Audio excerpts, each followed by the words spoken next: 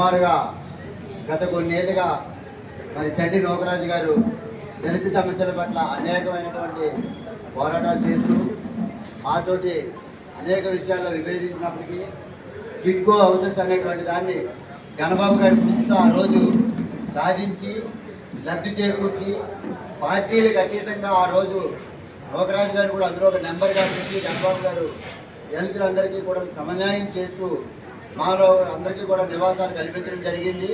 మరి నిన్న మన గణబాబు గారి కృషితో చంద్రబాబు నాయుడు గారు ఒక చారిత్రాత్మకమైన నిర్ణయం తీసుకొని పేద ప్రజలు ఇచ్చినటువంటి కిడ్కో ఇల్లు మొత్తం అంతా రుణమాఫీ చేసి అందరికీ కూడా ఫ్రీగా ఇస్తారని చెప్పి అనౌన్స్ చేయడం జరిగింది. దీంట్లో గణబాబు గారి కృషి చాలా అమోఘం అని చెప్పి దానికి చాలా ముక్తుడయ్యి ఇటువంటి దళితుల పట్ల నిష్పక్షపాతంగా పనిచేసినటువంటి నాయకుల యొక్క నాయకత్వంలో మేము పనిచేయాలని చెప్పి నిన్న రావడం సార్ కలవడం జరిగింది. ఈరోజు సాధారణంగా వారి కుటుంబాలన్నీ కూడా ఈరోజు గణబాబు గారి విజయానికి 100% కృషి చేస్తూ నిరంతరం తెలుగుదేశం పార్టీ అడుగుజాడల్లో ఉంటూ ఈరోజు గణబాబు గారి సమక్షంలోని నోకరాజు గారు తెలుగుదేశం పార్టీ జాయిన్ అవుతున్నందుకు తెలుగుదేశం పార్టీ కుటుంబ సభ్యులు మా అందరి తరఫున కూడా అతనికి ప్రత్యేక ధన్యవాదాలు. అందరికీ నమస్కారం. మరి నోకరాజు దళితుడు సంఘానికి వైస్ ప్రెసిడెంట్. ఎప్పుడు మేము టీడీపీ కూడా కరుడు కట్టిన వైసీపీ అంత గొడవలని ఇప్పుడు ఈ రోజుకి వైసీపీ చేసే పనులు బట్టి వాళ్ళు చేసే విభేదాలు బట్టి నచ్చక సార్ చేసే కృషి నెక్స్ట్ అక్కడ చేసిన అభివృద్ధి చూసి నచ్చి ఈరోజు ఆ పార్టీని వీడి పార్టీలో జాయిన్ అవ్వడం జరిగింది దళితుల తరఫున. అతను కూడా ఇప్పుడు నుండి కష్టపడి పనిచేసే వ్యక్తి కాబట్టి చాలా ఈ టీడీపీ నుండి చాలా థ్యాంక్స్ చెప్పుకుంటున్నాం. అలాగే రాజశేఖర్ అన్ని కూడా థ్యాంక్స్ చెప్పుకుంటున్నాం.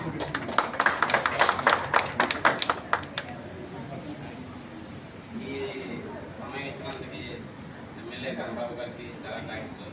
ఆ తర్వాత నాయుడు గారికి మోటివేట్ చేసిన గణబాబు గారు పార్టీలో టీడీపీలో ఉండడానికి చాలా థ్యాంక్స్. అలాగే జీవా కూడా నాకు మోటివేట్ చేశాడు, సొంతలు కూడా చేశాడు. ఆ తర్వాత నేను కార్పొరేటర్ రాజశేఖర్ గారు అయితే ఎన్నో సంవత్సరాలు బట్టి నా పార్టీలోకి వచ్చేది చెప్పాడు, వస్తానని చెప్పాను. నేను వైఎస్ఆర్ పార్టీలో 20 సంవత్సరాలు బట్టి కష్టపడినా నాకు గుర్తించలేదు. గణబాబు ఎన్నోసార్లు నా పార్టీలో జాయిన్ అయిపోయి దగ్గర గతంలో 10 సంవత్సరాలు బట్టి చెప్పినా నేను రాలేదు. మొన్న సారేమో డైరెక్ట్గా మా పార్టీలోకి వచ్చి నోకరాజు అంటే వెంటనే నా సంతోషం పోతే వీళ్ళందరూ కృషి చేశారు. అందుకే ఆత్మశుద్ధితోని గణబాబు గురించి నేను కష్టపడి చంద్రబాబు నాయుడు ఎలాగ సీఎం అవ్వాలి, గణబాబు ఇక్కడ ఎమ్మెల్యే అవ్వాలని చూసుకొని ఆత్మశుద్ధితో చేస్తానని చాలా సంతోషంతో మోటివేట్ చేసి జనాల్ని ఓటేసి డైరెక్ట్గా సైకిల్కే ఓట్లు వేయండి అని నేను ఎత్తుకొని తీసుకెళ్ళి వికలాంగులు కూడా తీసుకెళ్ళి ఆత్మశుద్ధితో చేస్తాను. నేను అలాంటివన్నీ నన్నేమో పార్టీలో గుర్తించలేదని నా సొంతంగా నా సంతోషం కోల్తే ఇంకా అలా ఎవరు చెప్పలేదు. నేను ఆల్రెడీ వీళ్ళు చెప్పినా విని కూడా నేను వచ్చాను టీడీపీలోకి. గణబాబుని గెలిపించాలని ఆత్మశుద్ధితో నేను చేస్తానని మీ అందరి సమక్షంలోనే ఒప్పుకుంటున్నాను. నోకరాజు గారి కుటుంబ సభ్యులందరికీ కూడా లాస్ట్ టైం చెప్పినట్టు దళిత తేజం కార్యక్రమంలో ఒకసారి చేసేటువంటి కార్యక్రమం అప్పుడు ప్రభుత్వంలో ప్రత్యేకంగా ఆ కార్యక్రమం తీసుకున్నాం రాష్ట్ర వ్యాప్తంగా.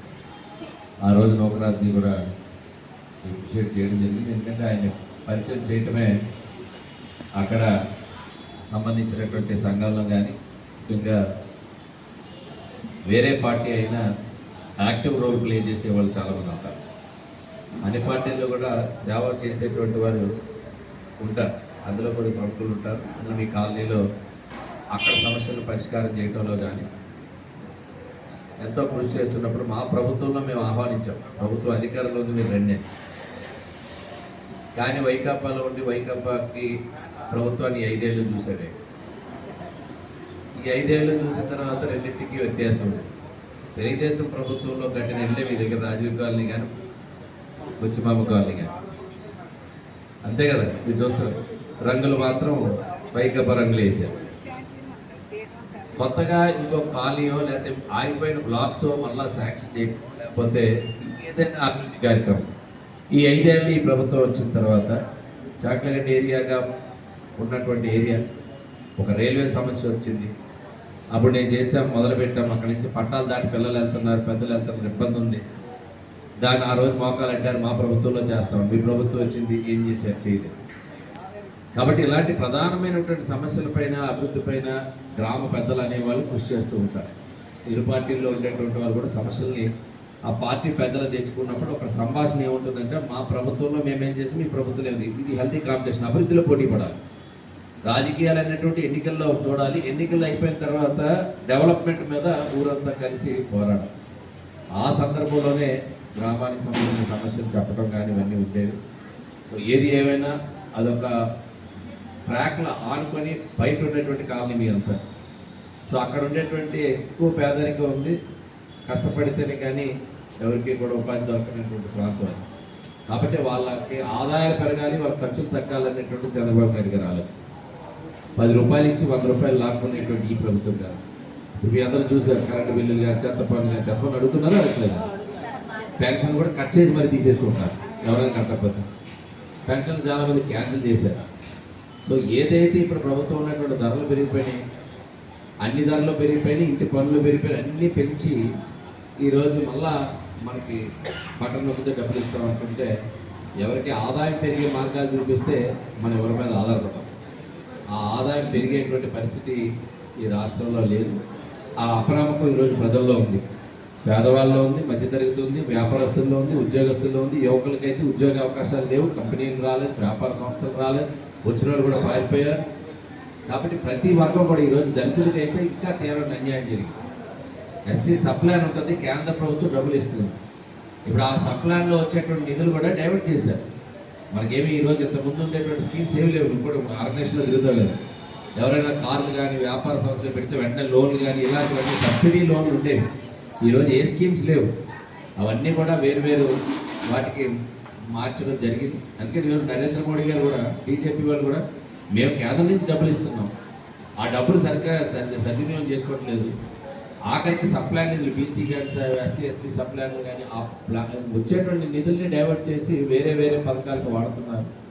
దానివల్ల ఏదైతే అప్పుడు అంబేద్కర్ గారు ఇచ్చినటువంటి రాజ్యాంగ స్ఫూర్తితో ఎవరికైతే ఆ ఫలాలు అందాలో ఆ ఫలాలు అందుతూ ఈరోజు అవన్నీ కూడా చర్చకు వచ్చినాయి. ఇలాంటి వాళ్ళు రావడం వల్ల మీరు ఒకరిని కాదు అందరినీ ప్రభావితం చేసేది ఈ మాటలు కానీ ఈ విషయాలు కానీ 10 మందికి ఉపాధి కలిగించి ఆదాయం పెంచేటువంటి పథకాలు ప్రజలకి చేరువు కానప్పుడు ఆ ప్రభుత్వ పాలనపైన విసిగెత్తేటువంటి పరిస్థితి వస్తుంది. ఇప్పుడు అదే విసిగెత్తి ఈరోజు అన్ని చోట్ల అదే పరిస్థితి ఉంది. ముఖ్యంగా మీ కాలనీకి వచ్చేటప్పుడు మీరందరూ కూడా మీరు అండగా నిలవండి. లోకరాజు గారికి అత్యంత గౌరవం కానీ ప్రాధాన్యత ఒక నాయకుడిగా మా తెలుగుదేశం పార్టీలో ఎప్పుడు గౌరవం కలిగిస్తాం.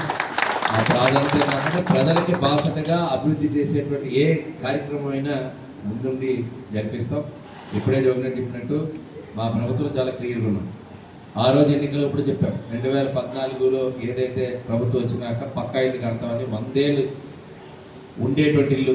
ఇటుక హౌసెస్ అంటే కాంక్రీట్ గోడలు, ఇటుక గోడలు కాదు. నేను కూడా ఇటుకతో కట్టాను గోడలు. కానీ పేదవాళ్ళకి ఇచ్చేది 100 ఏళ్ళైనా చిక్కి చెదరకూడదని